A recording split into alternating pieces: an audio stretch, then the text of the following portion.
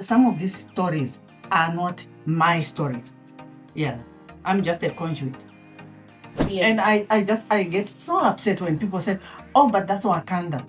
I was the one person who had not watched that movie. No. Don't you remember the girl in our class who did exactly that?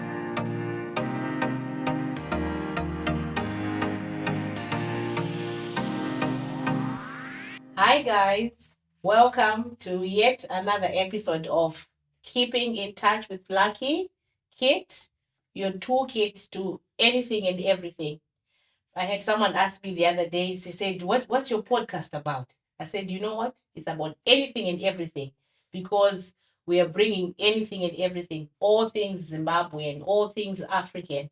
So stay tuned. Today we have a special guest, another special guest. Today we're talking books, we're talking writing. So welcome, Miss Ravayi Marindo. Yeah. Yes, so she's a writer, amazing writer. So I've invited her to come so we can talk about her work. She's written so many books, which we'll probably get into a little bit of today. So welcome to Perth. Thank you. Thank you so much, Lucky. Yeah. Yes. It's a pleasure to be here. Yeah. I say welcome to Perth because you live in Zimbabwe. Yes. Right. Yeah. Right. I always say that I live between Zimbabwe and Perth because I have grandchildren who are Australian, so I need to come and be the matriarch. Absolutely. Chitonga, so. Why not? Why not? Yes, and you have another grandson now that you've adopted, Cairo. Yes. So we're happy. Yes. So yeah. Yes. Exactly. No, that's good. So before we get into your work, I just like to do this little icebreaker, just to confuse things a little bit. Oh, okay. So I have to. It's like being in a Chinese where you pick up. That's correct. Yeah. You read to us and tell us what it says, and then you can speak on that.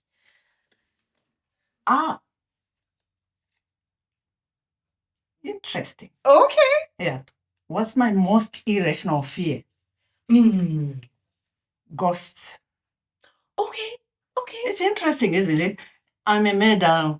Very much so. Yeah, murder writer who is afraid of ghosts. But there is a difference between people killing each other and spirits coming back to haunt me. Okay. So, yeah. So I write in one of my books that sometimes when I'm writing, I have these voices that come to me and say, that's not what I said. Like it's a character. And I'm always like, oh, okay, sorry. My bad. Because I was trying to influence this whole process. So sometimes I change the whole book on the basis of, of a haunting or a dream or a ghost. So you have to be really in tune to be able to discern what's mind and what's. Do you get what I'm saying? You're being very polite. I mean, to discern between madness and imagination. Yes. Yeah. Thank you for helping me with that. But yeah. Yeah, but I think there's a part of imagination which does incorporate madness. And I think as a writer or an artist, people will tell you that, sometimes when you write, you get influenced by all these other forces that you don't know. You don't know what to call them, but they are very real. Yeah. So, there are times when I get snippets of conversations, let's say when I was writing Frangipani, for example, I had this argument between two co-wives and I stopped because in my book, I had not reached that point where I was writing about co-wives, but I realized later that, okay, these are the voices that I had, these two women. This is where the direction we're headed. This is where we are headed. Yes. So it's interesting. Oh, you've just said so much in that. Just talking about madness, there's a song that I like by Seal. It's called Crazy. I think he says, we're never going to survive unless we're a little crazy. Crazy, exactly. I believe that. I believe whether it's art, whether it's painting or whatever, you need that genius part, which is really to cross over a little bit. It's crossover, yeah. To be able to let you listen to all these other, because some of these stories are not my stories. Yeah, I'm just a conduit. The stories come through me. Wow, it's almost spiritual as well. Oh yeah, yes, there's a very big spiritual part of it. You'll find that in most of my books there are these mythical kingdoms that I talk about, and that is very spiritual because it's like tapping back to my female, always the female relatives. Yeah. It's never male. It's never male. Yeah. It's never, my muses are never male. They're always female. So, wow. Yeah. I'm agreeable because I've read most of your books. I don't want to say all because I don't know, but that is quite interesting. And the fact that you picked out that one to me is mind-boggling. Yeah, so we can put it back. Yes, thank you. Oh, wow. Okay. So, wow. I think that's a whole podcast on its own there. So maybe before we get into the books themselves, tell me about yourself. Tell me about you. Tell me who you are, where you grew up, where you were born. Okay. So I come from a very long line of storytellers. Right. Yeah. My grandmothers on both sides were healers and storytellers. They played music. Well, not music in the sense of instruments, but they sang. Yeah. My mother also is a very beautiful singer, sings in church. Yeah. So I come from that line. Yes. But I grew up in a place called African Patches areas. You know, Mapraz. Yes. And the place is called Mafuri Nye. Now, you see? Yeah. Okay. So the name of my main character in my first 3 books is an honor to my grandparents because they owned this farm called Mafrinye, and we grew up there. My dad was working in the town in Masvingo, and we were going to school to village, Pampanetsoka.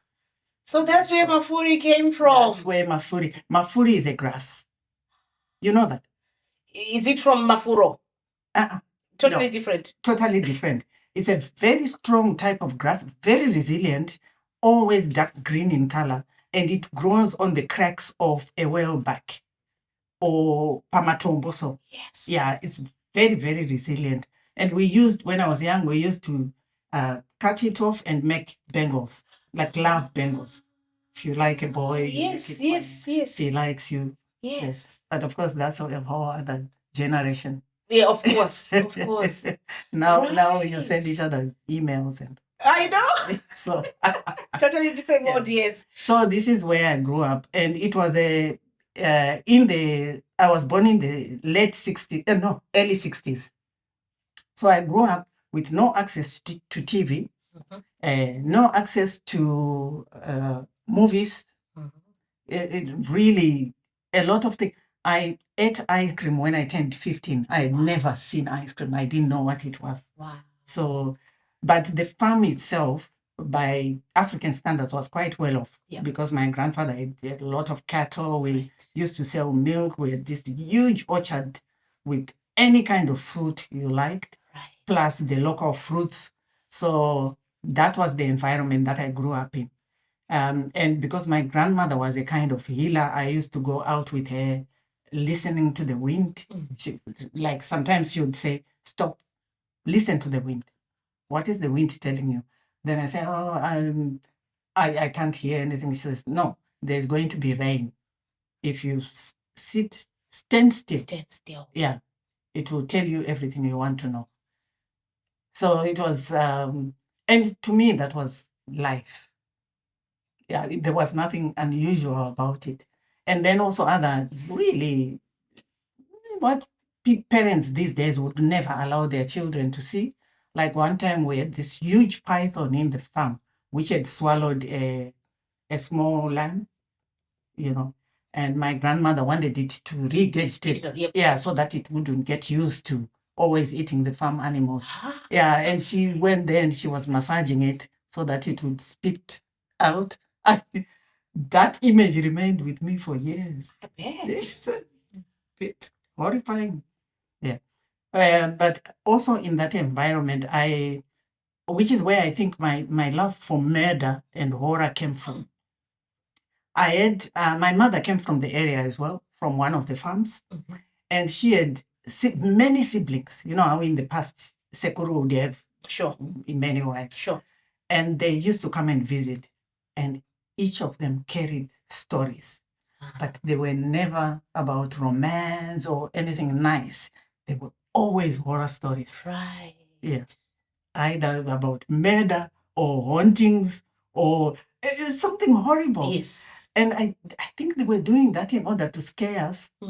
But when my uncles had now left, grown up, and my guru had also gotten married because she married after my mother. Right. And I remained at home and I started telling the same stories. So I don't know whether it was just because I was trying not to scare myself, because by doing that, then I could scare my sisters and brothers. Yes. And not be scared. Yeah. So you just make the stories up? Yeah. Made the stories up. Or repeat the stories that my guru had told us. Yes. Nana Sekuru. Yeah. Either repeat those and then build them up. Wow. So this is like, there's a fire. There's a fire. It's like Ngano, sort of. Ngano, but yeah. But Ngano, but none of those Ngano had any sweet ending. Wow. There were no sacred cows. People got killed, they got murdered, they got turned into hippos. Yeah. Yeah. So would you know sort of how old you were when you started that? Because that's really creative as well. Yeah, I was 6 when I wrote my first thought, because I was writing as well. Yeah. So when I came back from diaspora, my mother brought this collection of old books with my stories, and yes. And that is wonderful. I felt so touched because I was like this little girl who was living in a rural area, and she was busy writing stories, not knowing where they will end up. Could you remember, like when you were looking at them? Did you remember writing them? No, I didn't. I didn't remember. I remember only one story that I wrote to my sister. The sister that I come after. Okay. Yeah, and I wrote a story about her being my best friend and all of that. And it was quite touching. Nice. Yes. It's good that your mother kept them. Yeah, no, she did. She was so smart to do that as well. She keeps everything. Just don't encourage her if you meet her. Otherwise, yeah. No, I think it's really good because now, in the digital world now, yes, we've got our phones, we can keep things in there. But back then, there wasn't any of that. There wasn't, These are handwritten things. That's a treasure. Yeah, it's really quite a treasure. Yeah. Wow. And then, some people think that the name Ravayi is a writer's name.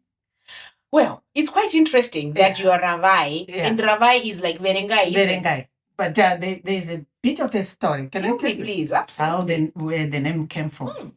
When I was born, it was during one of those Rhodesian censuses. They used to have a census by its nature. Sure. Is supposed to be a year. But their rural censuses would go on for 5 years. So my mother was pregnant. She walked all the way to the hospital to give birth. And when she was on the way to Morgenster Hospital, they stopped her and they said, okay, we are counting 1 and 2. So she said they stopped maybe 5 times and we were counted at each stop. And when we reached the hospital, she was counted again. And after she gave birth to me, they counted me and her. And my grandmother would come to the hospital to see me, said, this child is going to be counted. And, to be someone who counts, because Ravayi also means to count. There's no Shona word for count. True. It's Karanga word. Yeah. True. So she said, no, I think that's going to be her career. Now, guess what happened, Lucky? My PhD is in demography, which is the study of population. so, so she was right. I was busy counting people and, calculating fertility and mortality. That is what my academic career was about until I retired. Wow. So that Ravayi fits, but now it fits because Ravayi also is about reading. Look, I don't believe in accidents. I believe I'm a big believer in, your destiny is already known. Sometimes we take a detour here and all that, but to me, that's a classic example of that. Yeah. It's a name that you were given for maybe a particular reason, which then tend to be something else, yes, but still related. Yeah. Yeah. Wow. So, yeah. You've got stories. Plenty. You have stories. Yeah. Wow, you would need a biography, I think. I think a documentary would do you justice. I think. Oh, that would be nice. Hint. Yes. For your son. Oh, okay. Yeah, for my son. I'll tell him. Yes. Yes. So Ravai's son does filmmaking. Yeah, he's a filmmaker. He's a filmmaker. So these and also the one who makes the covers for the books. Right, yes. Right. So I've got these here because I've actually read these. Okay. Growing up, I used to love reading. I attribute my communication skills to reading. I used to read a lot of books growing up. I used to read the newspaper growing up, books. But of course, as we got older in the diaspora, life happens. I sort of don't read as much as I used to. But then a few years ago, I got introduced to this book. Was it this one? Frangipani, yes. Yes, this one. I read it probably in maybe 2 nights. I'm talking after going to work. I had go to work, come home, take care of my son, and then I read. Probably 2 nights. I was done. I was hooked. So this would be my favorite one for that reason, and also because of Mafuri, the main character. Yeah. The love of my life. But did I tell you what was the motivation for where I got the inspiration from? Maybe maybe you can do that actually. Then we can touch on them. Yes, you can tell me. So because each of them, the inspiration was different. So Frangipani is the first in a kind of 3-book series. Yes. Because you see, Mafuri appears in Beneath the Marula Tree. Yes. And in Baobab Blue. Yes.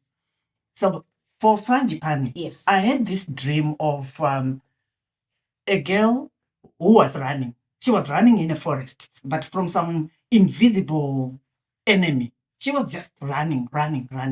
And I had the dream in a series of 3 nights. Because I was watching her from somewhere, just asking myself, why is she running? But I would wake up and the dream would remain on my shoulders. When there's something. Sure. So my mother, she was 84 at that time, and she was staying with me, and she said, what's worrying you? She could see. Yeah, she could see that I was just walking around the house, Yeah. And I said, oh, no, I keep on having this dream. And I think it's because I've retired from academia, and I feel like poverty is chasing me. And my mother is like... That was your interpretation of the dream. That was my interpretation, Sure. So my mother just laughed and said, I don't think so. But one of your great-grandmothers used to do that. While she's sleeping, if somebody comes to her while she's sick, she would sleep. And while she's sleeping, she would dream of the kind of medicinal plant that she needed to give the person in order for the person to become better. Yes. So she said to me, why don't you do this? When you go back to bed, if the girl comes to you, follow her and ask her what she's running away from. Instead of watching. Yeah. So that's what I did. So it was like, mothers always know best. It was like literally follow your dream. So I followed it. Yeah. And that's how I met Tango. And she was running because she had escaped from this cruise ship. And And then the story just started from there. Wow. Yeah. Wow. I think we can do an episode per book, honestly, because there's just so much in what you've said. And for the dream to be recurring, Yeah. and also in the natural state, you're given advice by your mother to then ask her, and then the dream comes back, and you ask her, and you get the answer. And I get the answer that, okay, this is what the story is about. So by the time I sit down and write, Yes, I know how the story is going to end. The end. Yeah, I know the end, but I don't know. Yes. In between there, that's where. Yeah. That's a very good principle. I find there's some actors as well. They always say that when they're writing the story, they start with the end. Yeah, you start with the end. Then the end would determine the other everything steps. else. Like I knew that Mafuri and Tango were going to end up together, but I didn't know when or where or how it was going to happen because Tango is a bit, she's a bit of a bit clingy. Maybe I just don't like her because she's got my man. poor woman. Nobody seems to like her much. Because we love Mafuri. Yeah. Mafuri is like, we see like Idris Elba, those. That's what Taka says. Yes. Yeah. Yes. My brother says that. Yes. Yeah. No, absolutely. Yeah. No, I think him and I had that conversation as well. That he's such a upstanding, he's just a perfect gentleman. Yeah, he's a perfect gentleman. So that's Frangipani in the mist. There's something in the title. Okay. Also. Tell me. Frangipani. Do you know a frangipani? It's a plant. A plant, yes. Now that plant is very divisive. If you were to do a survey today to find out who likes it and who hates it, you might get 50-50. Polarizing. Why? Because the flower is very sweet. But after a certain point, it becomes sickly sweet. You know when something is too sweet? Yeah. So for me, that's like Tango. True. Yeah. That thing. And then the plant itself also gives a kind of milk, which is actually very poisonous if you keep on touching it. So there's something about the plant which speaks to the story, to the characters in the story. That is so thoughtful. Wow. And the picture came from Tafazo. And he told me also a very funny story. Because remember, this was my first book. Right? Yes. So I finished it and I said, I need a cover. And they said, what is the title? So I told him, Frangipani in the Mist. Yeah. And then he went at his desk and he came back and he said, something like this. And I said, it felt right. Perfect. This is the cover. And he said, when he was filming something, and he took a photo of that Frangipani in the mist. And he always deletes photos because he gets the computer gets full or he doesn't have space. He said, I don't know why I kept it. Now we know why he kept it. So wow, Frangipani in the Mist. In the Mist. The main character is Michael Mafuri and Tango. Yeah. And then you have some. I don't like Tango. And you have some really evil people in it. So, yes, no, it's a really interesting book. And the corruption. Yeah. With the police force. And the minerals and this community getting attacked because of. Yes, that's Mamvura village. Yeah, Mamvura village. So it's all fictional. It's all fictional. But the thing is about this Mamvura, you see that the description is very vivid. Why? Because it was also in the dream. Right. So that's why I was able to describe it so clearly. And I get so upset when people say, oh, but that's Wakanda. I was the one person who had not watched that movie for a long time. I have not watched Wakanda. Yeah. To this day. I was like, but if you say that, people think you're lying. So like, okay. Yeah. Well, I didn't think that because I've not watched Wakanda, so. Oh, why? Yeah. So it was a dream. I have dreams as well myself, so I understand. You should try to follow. Yes. I try to write them down when I wake up and vivid. I've gotten 4 numbers in dreams. Yeah. we'll talk about that another time. So that's number one. Yeah. Frangipani in the Mist. But Mamvura was the first school I went to. Where is that? Mamvura. It's my place. Yeah. Kumusha. So you gave it the name. So that's where I took the name from. I see. And then we go to beneath the Marula tree. Yes, beneath the beautiful cover as well. Yes.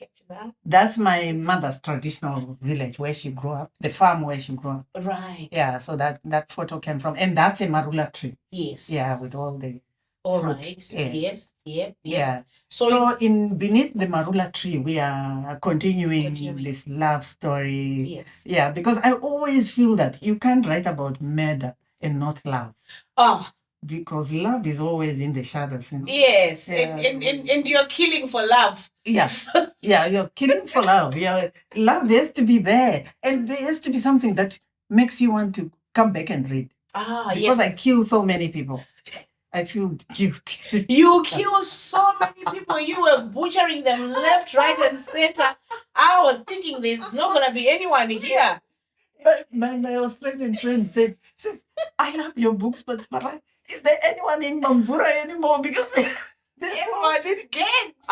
And then I like that. What I also like is everyone is a suspect. Yeah. You just don't know who's done it until the end. Yeah, then wish to be alive. That keeps you intrigued, because then some things are some books will be so predictable. You know, so it's so who's done it. But yours, every suspect has there's something there that you can think, maybe it's them. Maybe it's them. And they don't have. There's no alibi. So you're like, no, it's them. They did it. And then you're like, maybe not because of this. And also, they are not nice people. No. They find one nice person, but the rest are sort of dodgy characters. Very selfish as well. I think my feeling is this. People want to simplify African communities too much. It's either we look at them as innocent places where people or it's all about poverty but there is a middle line where where you find middle class in their own way. So there are all these other narratives that we can't ignore. My stories, they are part of us. Part of us. Yep. So that one is a continuation of. So it's a continuation, but the inspiration is it's quite gruesome. Because you know that there's a woman who kills herself. She jumps from the top of the Marula tree. Splat. Yes. And for a long time, because I thought it was a dream, and when I was writing, until I realized one day, talking to someone, and they said, but don't you remember the girl in our class who did exactly that? So was it in your subconscious? It was in my subconscious. I had hidden it behind dreams and all that. So this girl was a very big girl. You know how Musha sometimes so I think she was almost 15 or something like that, till grade 3. And she, because I was very bright, I could see she really loved school, but she would always either come late or something happens, or she has a period at school and then she doesn't have my pads and people laugh at her. Then one day, can you teach me maths? Okay, I'll teach you. So I started teaching her after class. And then she would go. And then one day she just didn't come to school. And we were all wondering what's going on with her. Then there was a community function and she came to the function and she looked bigger than usual. She had been married off to a very old man by her father. And I don't know what happened between her being married, but I think it was a few months after that. I'm walking from school and I see her. She had thrown herself. Yeah. And she was dead because the brains were there. Everything, blood from the nose. It was so vivid. But guess this, Lucky. I went home. Yeah. I didn't say a thing. Oh. I kept quiet. So when I started writing the book now, and I came to this part where I was writing about it, and then I realized, okay, memory. I'd written 300 pages of the book. I deleted it. I couldn't face it. I was like, no, I don't want to deal with this. Then I started another book which was called Give Me Paper. Okay. After, yeah. And I thought, okay, I'll write about ghosts because I don't want to deal with this woman. And I was writing only to discover I had written exactly the same book. Wow. It was time. It was time. I tried to delete again. Yes. And then I heard a voice. You do not dare. Wow. Do not delete me. Yes. The same way that you kept quiet about me. Oh. That's why I say I'm afraid of ghosts. So I was like, okay, all right. I need a cover. The book is done. I didn't delete one thing after that. So I don't know whether it was just my conscience. Yeah. For not saying anything. I don't know why I kept quiet. I think I was so traumatized. I didn't know what to say. So she was then found by other people? She was found by other people later, And the only thing I remembered were all these bottle green flies around her face. Yes. Yeah. But I think my grandmother knew that you'd seen something. Yeah. Because she just became very kind and I think she was trying to tell me to forgive myself. So then I just buried it. And I thought it was a dream. Wow. So, yeah. Scary. So it was tucked in there somewhere? It was tucked in there somewhere. Ooh. So, yeah, heavy. That's why I said you need a documentary. So that's beneath the Marula tree. Right. And then it is Baobab Blue. Yes. I'm trying to remember the order. Yes. That would be the third book and the final in the Michael series, series because then he leaves the police. I know. He couldn't cope with the games. It was too much. He was such a man of integrity. Yeah. And he couldn't cope. Yeah.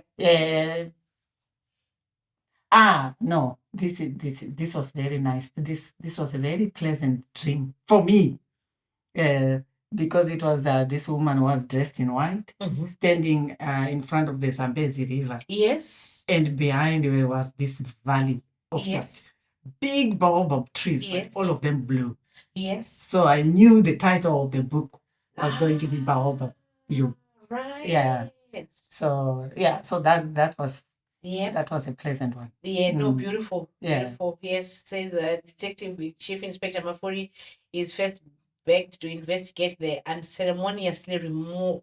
Then unceremoniously removed from the case by the girl's parents. Michael is keen to go back to Mamvura to do his usual police detective work, but events occur which challenge him to choose between justice and revenge. Yeah, because he gets shot. Yes. Yeah. So, but he lives. He lives. I was thinking, I was going to kill him off, and my son said, no. Please. No, I'm so glad you did it. I think I asked Tag, I said, did Mafuri die? No. He said, wait. Just wait. Yeah, he gets, Yes. Well, that's good. I thought you were asking me what's with the names of the trees. Oh, we're going to get... Also, the trees are done, isn't it? Yes. Yeah, okay. Yeah. What's the name? No, there's mango orange. Oh, yes. Yeah. Yes, see, I've only found out on this book that it's a tree. Matamba. Yes, that's when I found out. I didn't know it was a tree. So I think it still hasn't stuck with me. Yeah, so maybe tell us about this one. Is this the next one though? No. Rainbow in the Desert. Yes. Is the next. Yes. So this book, I love the book for very different reasons. In most of these, I'm not in the book. I'm there as the observer. Right. But I am in this book as me. Yes. I couldn't divorce myself from the book. So that's Mirai. Yeah. Well, it's not me. Yes. Mirai is not me. Okay. But the motivation for writing the book. Yes. Because it's a kind of love story for my husband. For my late husband. A love story, but also a goodbye. To say, it's okay. I can move on. Yes. Yeah. Because Mirai is the one who lost her husband. Diaspora. Yes. After her husband died. Then she moves back home to her father's farm. Yeah, where it's derelict and everything. And then she finds support among all these women, a group of miners. Yes. Okay. Look, it's been probably close to 2 years now since I last read them, so my memory is failing me. But there's a man there in this book. Oh, yeah, yes, Leo. Yeah. I was like, is this like Mafuri? No. Leo is a lot older. Yeah, he's more of a gray. Yes. Some old fox. Yes, in the beginning, I was thinking, is that you, Mafuri, coming back as Leo? Tango would not let him go. So, yeah. Right. Yeah, the vet. Yes. Yes. Okay, no, go on then. Sorry, I interrupted you. So, so this was a kind of, goodbye. And, and I love you, but in the present. Because you don't stop loving people because they are dead. You still. Oh, wow. No, thank you for sharing that. I intend to read them again, but it's good that you're saying that. Then I'll read it now, mindfully. Okay. Not that I wasn't mindful, but it's just good to know such information. Yeah. No, I think this one was probably my favorite. For the fact that I see a bit of myself in Mirai. Yes. I definitely see. And there's a scene I was telling you earlier. There's when you're describing one of her bathrooms. Was it in her bathrooms? It's exactly like my bathroom. When I was reading it, I was like, has she been here? Yes, she been here. It's exactly like my bathroom. I like white, and it's really this one I think is my favorite. And the fact that she's a strong woman who didn't depend on a man. Yes, and there's nothing wrong in depending on a man. I think it was just coming from that comparison from Tango, where she really was just around Michael. She couldn't do anything by herself. Which can be a beautiful thing in itself, but this one I resonate more with this one. Yes, I didn't like her neighbors. Isu was very sophisticated older woman with her own agenda. She just wanted to tonga mwana wake. Yes, no, I think this one is definitely I love them all, but this I see myself in Mirai. And also the fact that she inherits these two children and actually and loves them. Yes. No, that was beautiful. Solid woman. Solid for sure. And then Monkey Orange. Monkey Orange was I lost my dog during that time. And I was very close to that dog. His name was Bailey. And I didn't realize how much it influenced me because this is one of my ugly books. Okay. The characters in there. Who was the main one again? It's this woman, Nyaya. Nyaya. The academic who kills. Oh, yes. yes. Oh, it's gruesome, this one. It's gruesome. Yes. She goes for field work and she kills this old man. Yes. And then everything else is about her covering up this murder. There was an affair as well. Then there was an affair with her husband. No. Paninyaya. Inyaya chahe na hiyo food. True. So okay. Yeah, so and also the use of the mangi orange. It was a kind of mockery because that's what Varungu used to call it. Mangi orange.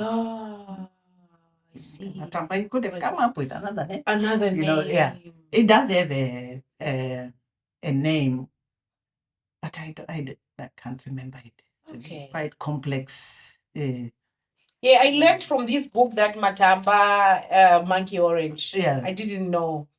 So- Yes. No, it's a nice one. It's a little bit different in terms of the color. Yeah. And then there's one that I don't have a hard copy of. Yes, I it's read it got, off Kindle. I should have brought it. Yes. Dance to a Silent Rhythm. Rhythm. That's your latest one, isn't it? That's the latest one. Yes. Actually, no, the latest published one. Oh. Because my latest one is called A Rain of Stones. Nayo wana matongo. Okay. I can just feel the pain already. Yes. Yes. Yeah. So when this one, when I finished this one, because I think these ones were already out. Yeah. So I read them in that sequence, of course. These ones were already out. I sort of had to. I think this one. What's the gap between them? I think, is it 2 years or 3 years? Yes. Yeah. I was waiting. I said, I mean, it wasn't 2 years for me, I don't think. Because I think when I finished, because I read these ones one after the other. That one is 2021. This should be 2022 or 2023. Okay. You can check inside. Oh, is it at the back or? Next page. Next page. Okay. It should say first published. 2022. Yeah. Yes. So yes. That one is 2021. I definitely know. Yeah. So so I read these. Yeah. So yes. Yes, and then I got this one. So I think it's the other one. The what you call the other one? Dance to a Silent Rhythm. Dance to a Silent Rhythm. Yes. Oh, it is such a beautiful. There was a bit of a wait for that one. Yes. Yeah. 2023, and it was because of COVID. Because I was unfortunate enough to be hit by COVID. Oh, of course. So I stopped writing. Oh. Decided to take some time off. Right. No, I read all of them back to back, and I was addicted. I was addicted, and then when I couldn't get, I had withdrawals. And I'm thinking I need more, And but also there is a story as to why I slowed down in writing, and it has to do with the problem. One of the problems you face as a writer in Zimbabwe is how to sell your books. Because for a long time, I've got a long relationship with Amazon. But if I tell you what I've made from these books, you won't believe me. What did you It's not even $1,000. And you've sold a lot of books. I have sold a lot of books. I think it's about 200, 220 or something like that. With all these books. And what they do is I don't know whether it's deliberate or not, because maybe next time if you interview any other writer, you can ask them if they are publishing with Amazon. When you call them to try and find out what's happening, they will give you the runaround. You call the US, they will put you to the Philippines, they will put you to India, they will put you like that. There's just no one to answer your questions. No one to actually deal with you as a writer and to answer your questions. So I wasn't sure whether it was because of all these pretend sanctions or, with Zimbabwe or whatever. I don't. But I had used my Australian. Sure. Yeah, everything I had in Australia. Yeah. And still, that didn't help. Wow. So I've removed, now I've stopped all these books on Amazon. Yes. And I have my own website. That's good. I'll get you to share that. I'll give you that. For sure. That's very good. No, so back now, sorry to the books, the titles. So what's the fascination or the obsession with the tree? With the trees. Yeah, with the trees. Fascination is a better word. Yeah. I left Zimbabwe in 2002. I went to the US. There was a population council doing some postdoctoral work. Then I went to Harvard, did some postdoctoral work. Yes, I've been there. Right. Yeah, Harvard School of Public Health. What time? Yeah. And then I went to UCT. They actually headhunted me. So I ended up. Is that Cape Town? Yeah. Okay. Yeah, University of Cape Town. Yes. So I was teaching there in the actuarial science department. And each time when I'm away from Zimbabwe, the one thing I miss are the trees, the local trees. It makes me realize I'm not home. Right. Yeah, if I don't see like a Marula tree and I don't see a Baobab tree and I don't see, I just, I miss the trees more than anything else. Yes. So I think, when I was writing, I was just thinking, okay, where can I put my love? And it was in the titles. But it's so well thought out. Like every detail is so thought out. You've got so many characters in your books. Yes.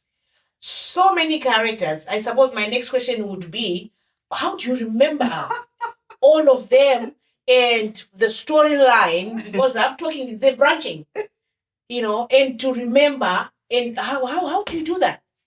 I actually don't know. I'm a bit mad. And we've said it's okay. We said it's okay. It's okay. But so, I do. But to me, they are distinct characters. Yes. Yeah. Yes. Maichi Sipo, Chasara. Yes. They are distinct characters. Yes. They've got the same way that I don't mix up people in real life. I don't mix up my characters. Wow. I actually know them as entities. Yes. Yeah. Yes. So that's fascinating. There are so many names. So how do you come up with the names as well? My son asked me that. Some in dreams, like Chasara. Yes. I dreamt when I said I overheard a conversation between these two women fighting. Yes, because the co-wives. Chasara, stop it. And then, she responded and said, my chisi, by calling you my chisi because my chisi po. You are the mother of that which does not exist. So so that's how I got. Interesting. And because your books are in English, but I think that part is in Shona. There's a part that's written in Shona. Oh yeah, no. Sometimes I start with my, I would start with my idioms. Yeah. For example, kudada kwa wari mgomo. Yes. Yeah. Kukumbira wari pasi mafiwa. Yes. So I would drop because the chapter in English they say to that dotapora imgairari, It's like the dust settle. The dust settle. So the dog can sleep. Yeah. Kunzwa chati patara. Unge unekatuikwa. Why are you so suspicious? In the middle of nothing. So honestly, you are fast. I was amazed. I shared these with my friend in Caversham. She's borrowed them. She's read them as well. She is also fascinated by your work because just your mind, how your mind works. I'm thinking that's just incredible. The characters, like I said, they're branching. And there's a storyline there, and it's consistent with the beginning. At first you kind of don't know where things are going. Yeah. But there's a point where it starts taking shape. Yes. You're like, okay, so this is where we're headed. And it just keeps you hooked. Oh, it does. It just keeps you so hooked. It's incredible. So I need to take a sip of water. Mm-hmm. So my other question would be, how long though does it take you to write? Do you remember me telling you I'm a bit obsessive? Yes. So there is a process that, like, if I come out of this interview and feel like, okay, I've got to write a book. Yeah. I will go and sit and just write and write. If you don't come and shake me and give me something to eat, I will just end up atrophying, sitting on that chair, turn into a skeleton. So I do that. The only thing that takes me away if I'm at home, because I normally, my house is very big. And when I'm writing, I'm normally looking at the garden and looking at the chickens, Dinema Road Runner. So then I start thinking, they need to eat. Yeah, then I stop and I go. Yeah. But usually, the first 3 books, for example, I wrote very quickly because I knew the story. Story, yes. So I wrote Frangipani in about 2 months. I finished it. But that's not the end.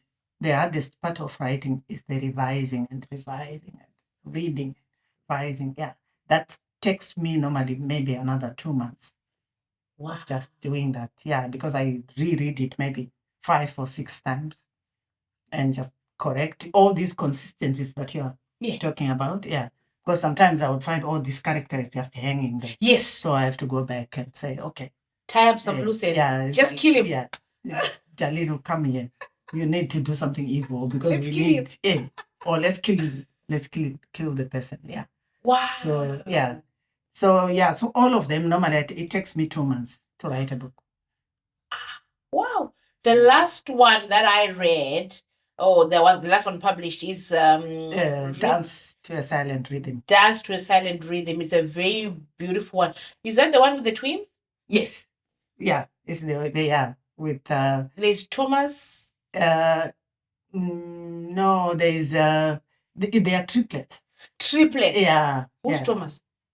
There's no Thomas. Where am I getting Thomas from? I don't know. I need to refresh my memory, but it was a beautiful one as well. It's a beautiful one of this girl who goes mad and then she ends up being adopted by a priest. Yes. Yeah, and she becomes... There's Elaine. Yeah. Yes, Elaine. Yes. Yes. Yeah, mother-in-law. Chirungu. Yeah, she's married to Ainsley. Yes.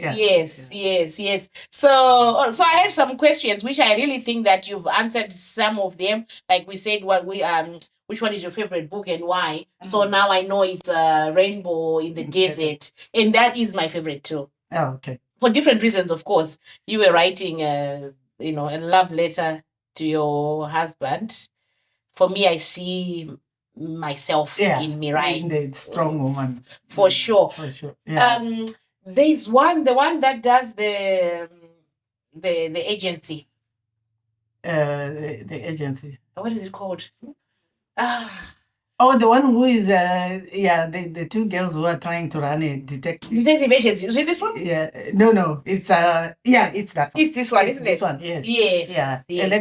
Electra, yes. And Tara. And Tara. Yeah. And Tara. Yeah. Mm-hmm. That one. Who's the main character in that book? Okay. Everyone asks me. Yes. I think it's Tara. Because they're neck and neck. Yeah, they are neck and neck.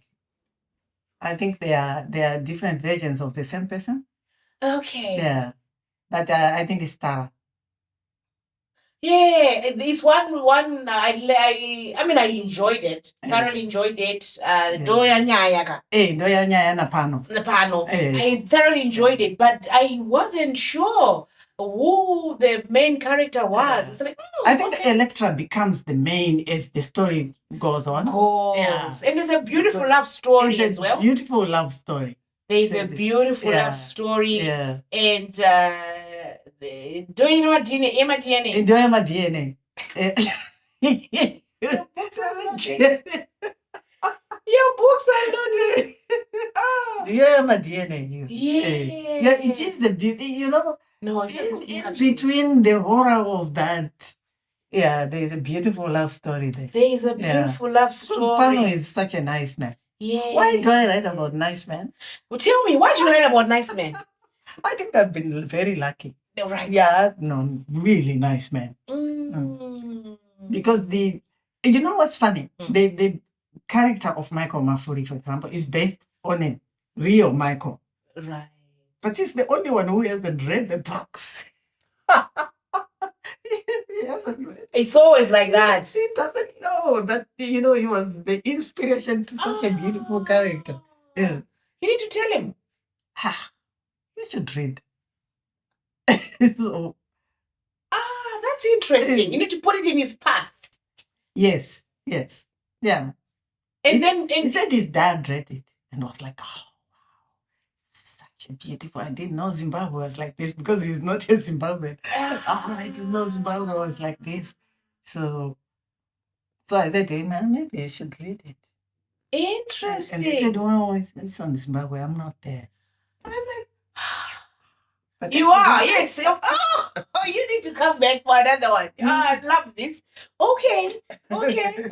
No, he's a special man, Michael Bafuri, as it turns out. But have you ever considered doing like audiobooks? Yeah, my daughter mentioned something that nature. Yeah, maybe. Because you've got a beautiful, soothing voice. I think you can do your books justice. I was thinking of writing a Shona book next. Oh, absolute meta? Yeah, of course. so do you think that's your is that your genre? Is that meta? Do you think you do anything other than just romance on its own? Without people killing each other. Romance I might do. You're very good at it. Yeah. You're very good. Yeah. When the stories you write in here, when there's a love scene and I was like, oh my goodness, this is so beautiful. You're doing so well. Okay, maybe I should write it. Yeah. That would be so nice. A romance one. That would in be Shona. Ooh, that would be nice. But even in English. Yeah. Even in English, because I've read all your books in English, so maybe that's why. I think you do it justice. Yeah. The thing with romance, maybe it for it to make sense, there has to be some trouble, there's danger. Some danger, Otherwise, there's that kick to it. It needs that. I can see an antidote. An antidote.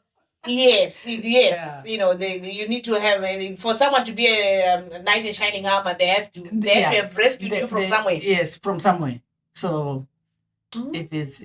So there's something at the back of my mind. Oh, I trust you. Yeah. Follow your dreams. Yeah. So thank you. Follow your dreams. I trust that you do them justice. I want to see here. No, but I think you should do audiobooks. Okay. It's something Thank to consider. You. Yes. Yeah, the world is, because I say that because, like I mentioned in the beginning, I used to be a reader. If you see my office, I've got books, and I have some even in the garage. I used to read a lot, but now I don't have time. I do not have time. Yeah. So if it's an audiobook, I could be in the car, just driving. Yeah, and then listening to it. And your voice is so nice and soothing. I think it will do the books justice. Okay. Yes. Then maybe I'll definitely. Yes, when you need that, I can do that. I can do my cheese. Okay. It was funny because a friend of mine is like, what are you writing about me? I said, no, because she's not like my cheese. But she saw herself in my cheese. She saw herself in because I think of killing my husband. That's so funny. She's naughty. So do you I know you draw inspiration from your dreams and all that, but do you family members, your children, would you your mother, do you have any character in there that would say, no, I try not to do that. Right. Yeah. Why is that? Because I don't know where I would stop. I might end up really, either killing them. And it ceases to be fiction, I suppose. Then. Yes. And then they would think, is this how she thinks of me? So, I try not to mix my reality with my imagination as much as possible. I try to keep some distance. Which takes a lot of restraint. Oh, yeah. Yes. And discipline. Yeah. Plenty. And you have to know yourself well, like I was saying in the beginning, to discern which is which, because the line can be fine. It can be a very thin line there, so I have to be very, very careful. When I wrote Frangipani, in fact the first three I gave kuna Maini Wangu. Yes, she used to be a teacher, and I said, Maini, read, and she just came back and she was like, amazing. The talent. She said at first when she started reading, she was like, I hope I'm the mom. She said, but then at the end I was angry. So I try not to. So, your writing is a passion, but it's also become a business. And I'm a businesswoman myself. I know these things, they don't come without challenges. And worse for you, you're based in Zimbabwe. I would like to think there are challenges in there as well. So maybe can you tell us some of the challenges you face as a writer in Zimbabwe? Hey, where to start? It's plenty. So we can think in terms of the physical challenges. Right. Sometimes very, very small things become very big things. Right. I'll give you an example. Yep. When I was writing my latest book, I lost a screw at the back of my laptop, and all of a sudden I couldn't get an F when I was typing. Oh. Now, in a place like this, it's very easy. You just walk into a shop and you get. I couldn't get that screw. No way. And in the end, I was just like hitting the F, which was, and the F not coming out. So I wrote a whole book without the F. It's so upsetting. Small things become huge. Things like when you write, you want to be able to print at least one of the versions of your book. True. And in order to read, and you need to read and you're highlighting, and there's nothing like that. You do it on the screen like this. And then there's the issue of electricity. You are in the middle of something, the electricity has gone off. When it comes back, it's so high that everything bends. Or it's so low that again something goes wrong. So you might even lose whatever you're working on. Of course. There are many times when I've lost quite a lot of information or of what I had written. But it's good because I really have a good memory. You're now having to invest more time. Redo. Yeah, you just have to redo. And then the other basic things like physically, it's just like not having water. So you are worried about water, you are worried your mind is there, and meanwhile you're trying to follow tango. Yes, it's just, it's a tough job. And it's a very isolated endeavor. This is what I tell young people, especially, that when you choose to be a writer, you must realize that you have chosen to be alone. Why? Because you are alone in your mind, in your thoughts, with your characters, but also outside. It's not like we have a community of writers. Right. Because like I told you, gatekeeping. Those who could start such groups are so busy protecting what they have. You know why it's like that? Because we are now living in an atmosphere of lack in Zimbabwe. Everything seems so hard. Everything seems so unavailable. You are competing over this. You are competing. If the Dutch embassy says we want a short story, everyone, even people who are not writers, in the sense of having published, are busy trying to. It's just, So it's actually quite sad when you come to think about it. So it's a very, very lonely experience. And then, of course, there are psychological challenges as well. Not only the loneliness, but also the fear, because you have to be careful what you write. You write about police corruption. It can be misconstrued. You could be unlucky that somebody who doesn't normally read books, they happen to pick that book somewhere. And that's the only part they read. Sure. So yes. Yeah. So there's lots of tensions and lots of, fine lines to navigate. Maneuver. Yes. Yeah. Wow. So, it is quite difficult. So how do you care for yourself? Yeah. I told you about chickens. Yes. And I always have a dog somewhere to go walking with. You look well. Well. But I do a lot of yoga and key yoga especially. Yes. I Tibetan 5 rites. I do a lot of things. Wow. Yeah. And we also learned that you don't eat sugar. Yeah. And I sent you a photo probably a few weeks ago. I had cooked sadza, maguru, mabonzo, my veg. I was like, nah, I'm gonna show off. And then you said, oh, that looks nice, but yeah. Like, so you eat well, you eat healthy. Yeah. So you tell me about no, being honest. I said didn't portion. say I didn't say salsa was bad. No, I you said didn't. I eat regio. Yeah, yes, no, you did say that. You know, people, we hear what we want to hear, you know. So- But no, you said you eat regio, and you also said, portion. Yeah. And you says here it's, I suppose, because we don't eat it every day. Yeah, you don't eat it every day. So yeah, that's fine. Once in a while. Right. But isusuka will eat salsa kuseni, salsa muscat, salsa madem. Ukatanga kuita chiportion chakadaro. True. I always get fascinated namabhirida. Ehe. Ndinenge ndabika the biggest pot I have, thinking, okay, there are only 2 guys. Vanokwana. Nona vakweunza mama kwana what's up? Pick a pot. That one was not enough. That Wow. was not enough. Wow. No, but I do a lot of Buddhism, philosophy, and okay. exercise. Yep. Yeah. Yep.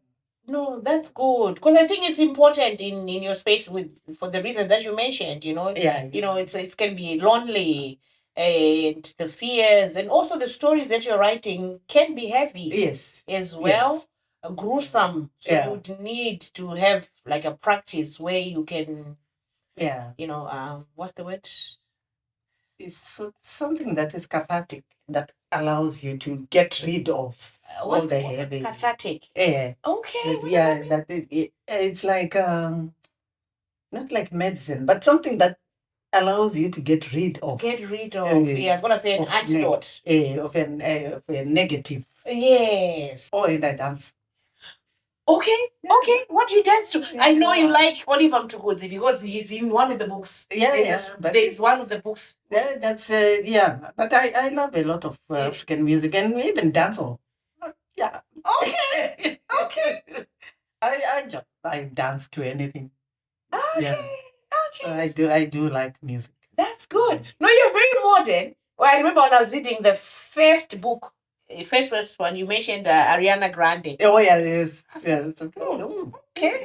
This lady. Exactly. That's exactly. You do a double take. Yeah, but the thing is, I don't feel old. No, you don't look old either. Yeah, I don't feel. Yeah, they say you're only as young as you feel, as old as you feel, yeah. And you look well. Yeah. You look well. I want to see what else is here that I yes. So tell me about. So you said you now have your own platform where people can buy the books. Yes. Because I really think that after this conversation, I know there are people who love books, and I think they'll be calling me and saying, "Lucky, where can we buy those books?" And but one my ebooks, chat, because we are still trying to work out how to actually print my copies. And sending them and. Yeah, no, I think that's equally good enough. Gone are the days. I mean, I like the feel of a book. I really like, bookmarking and all that. Yes, but an ebook is an equally good alternative. Yeah. So I will put your page or your website, the platform, on the bottom of on the screen, so people know where to buy these books. But I just encourage people, if you love a good, funny, romantic, scary, all in the one. Yeah, in one. And like for me, the one I was talking about, the agency, which we say this one. Yes. I can actually picture their offices. Oh yeah, yes. Yeah. I can picture their offices. And I can where they built them. Yeah, and live church also. Yes, I can picture everything, and the lecturer. I can picture everything. It's incredible how descriptive you are in your writing, which is very good. Yeah, there's something I wanted to talk about. Sure. Many young people come to me and they ask, but I also want to be a writer. That was going to be my next question. I'm going to be rich. And what I would say is I believe that every one of us is not you have a story, but you are a story. Mm-hmm. Yeah. because you can only write what you are. So I would say write, by all means. Yes. Yeah, just sit there, write, revise, take that dictionary, check the spelling, do whatever you need to do. Yes. But don't start writing because you want to make money. If you do that, be so disappointed. You'll be disappointed. Because hakuna, follow the passion. Right. I don't know whether it was Oprah Winfrey who said, do what you love. Yep. Passionately. Yep. And the money will follow. Money will follow. Because people see that passion and then they are prepared to be part of it. True. Yeah. But if you start with cheating because it doesn't work. Yeah. If anything, we're doing this. I'm spending money because I enjoy it. I love to talk and there's no money coming in. There's no money coming yet. But each way. Yet. Yes. Yeah. Yes. But the only secret to all these things is be authentic. My favorite word. Yeah. Be authentic. Let people hear your voice. My favorite. Because one of the schools that don't bring up myself, vana vanenge vachinyora mastori vachiuya namastori avo and and I feel so sad because ukaverenga mastori avo they are trying to be someone else. They are talking about maybe zvinhu zvavakawacha mutv zvamadrugs or and I'm like no. Iwewe uchienda kutsime neshamwari yako muchisvika ikoko muchifunga kuti mawana njuzu muchimhanya muchisiya mapwanya poto pasi. It's a beautiful story by itself, True. So they don't see the stories around them. They always see Zunu because something has been stuffed into their heads. The girl child or this or AIDS or those are critical issues, but we can't all be writing about those things. True. Can we? True. There are other narratives. There are. So authentic voices. Yeah. No. I love being authentic. Yeah. I advocate for authenticity. Yes. I just think that, like you're saying, you are a story. You are a story. Don't even look at someone else. You or yourself. Yeah. Because the problem is, I think it's part of the way we were colonized. Because we always think, okay,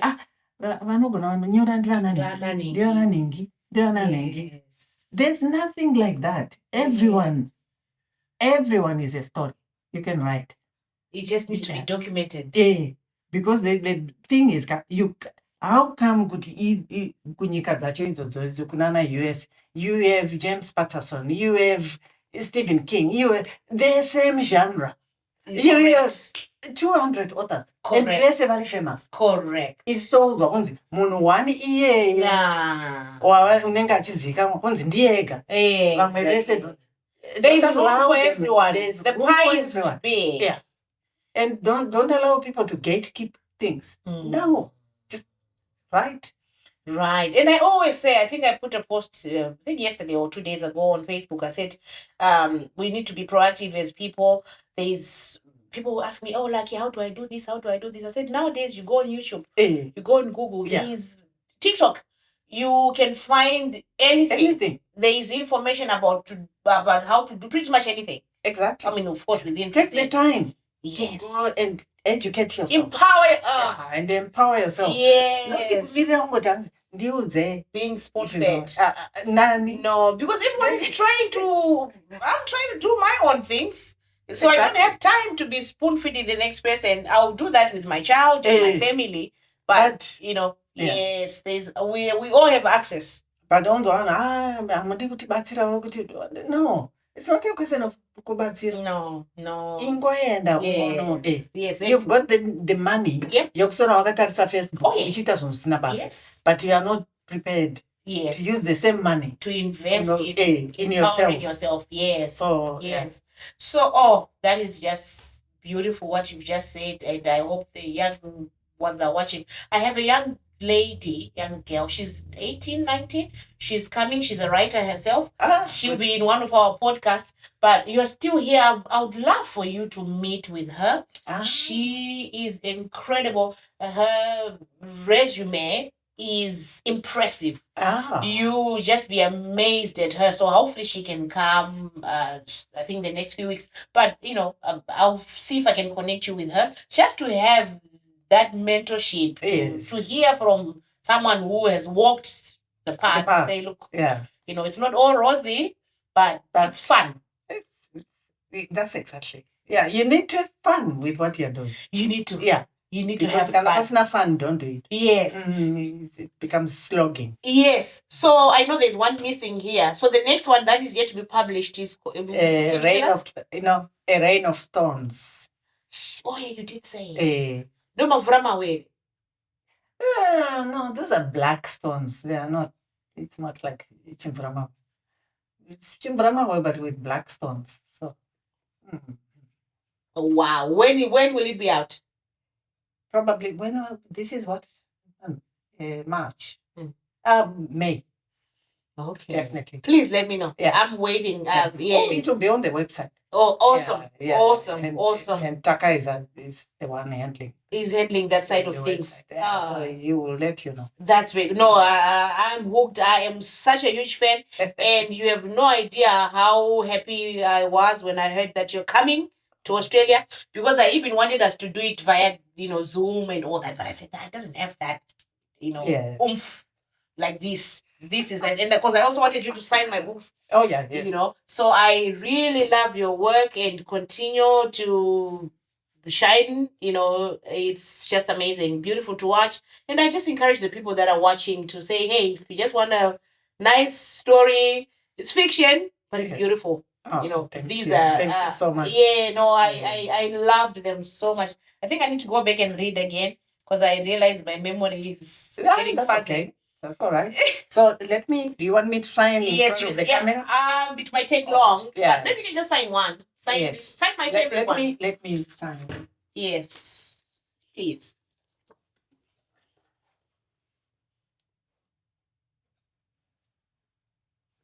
Nice.